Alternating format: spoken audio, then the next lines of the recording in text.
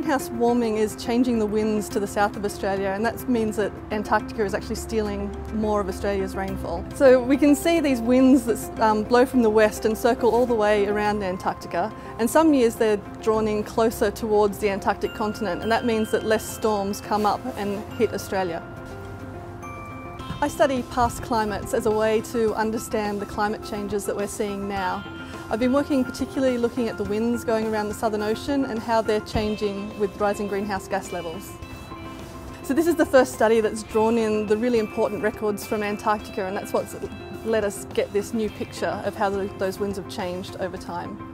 We used ice cores and tree rings to build up a picture of how the westerly winds have changed over the last 1,000 years. One of the real breakthroughs in this research came from an ice core that we collected from the Antarctic Peninsula. So this is the part of Antarctica that juts out right into the path of those westerly winds, and it really provided the missing piece of the puzzle for understanding how those winds have changed through time. Antarctica really bucks the trend of the rest of the continents. So whereas everywhere else on the Earth has been warming over the last century, Antarctica doesn't show that trend yet, and we can explain that by the stronger winds tying the cold air closer to Antarctica.